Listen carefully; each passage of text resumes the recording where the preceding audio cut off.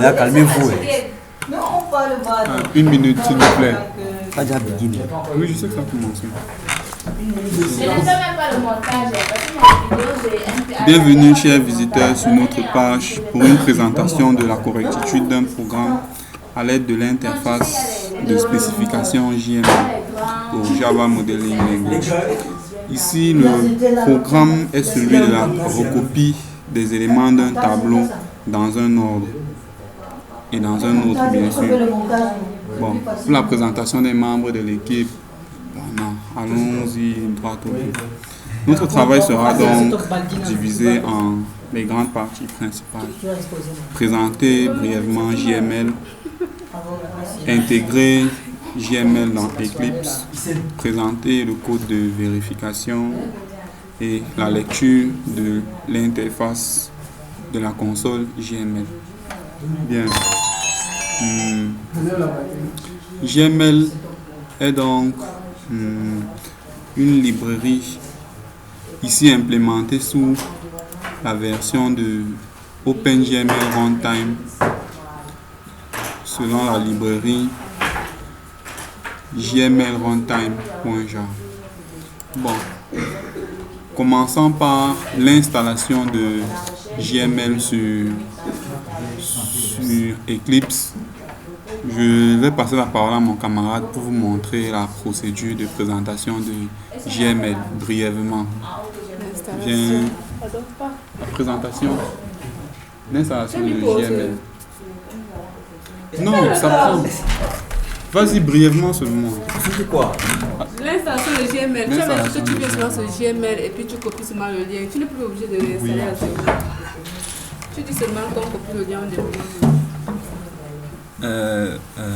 Bonsoir, en fait, pour installer JML, on vient sur le menu, sur la barre de menu, puis on choisit l'onglet Help. Ensuite, on vient sur Install New Software. Après, on clique sur Aid. Après, on renseigne le lien de téléchargement du plugin OpenJML. Et ensuite, on clique sur Add. Vu qu'on l'a déjà fait, on n'a plus besoin de le refaire. Bon, après ce téléchargement, il faudra juste importer la librairie dans le menu. Bon, poursuivons. Ici,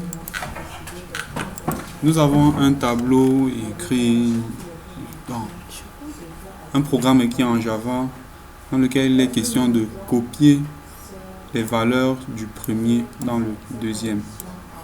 Bon, déjà nous allons tester l'exécution de ce code en fait. Bon, ici nous voyons deux erreurs. Ces erreurs-là ne sont pas en fait des erreurs sont en fait des erreurs de syntaxe. Ce qui nous intéresse, c'est la correctitude du code. Alors, en utilisant JML, ici, la précondition est que la taille du premier tableau doit être en fait égale à la taille du second tableau. Si en plus de l'égalité des tailles, on a le fait que 0 soit la valeur inférieure, en fait, soit le premier indice du tableau, et que selon une valeur incrémentée, cette valeur reste inférieure à la taille maximale du tableau. Et en plus, que la valeur la plus grande du tableau soit aussi inférieure à la taille du tableau. Donc, la valeur de l'indice maximal soit égale à la taille du tableau. Ainsi, on aura prouvé que la recopie du premier code, en fait, du premier tableau est égale. En fait, que le premier tableau est égal au second tableau. Bien. La post-condition ici, c'est donc ceci.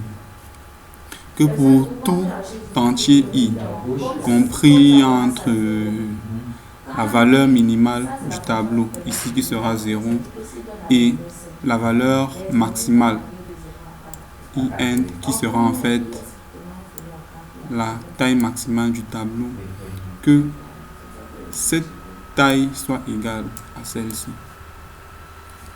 Bien, nous allons tester le code. Bon.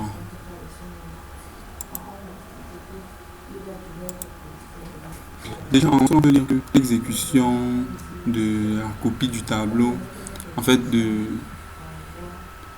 code copie tableau, a été exécuté et vérifié par OpenGML. Bon, aucune erreur n'a été signalée, donc on peut juste sur cette base dire que le programme suivant est correct. Sur ce, merci de nous avoir écoutés.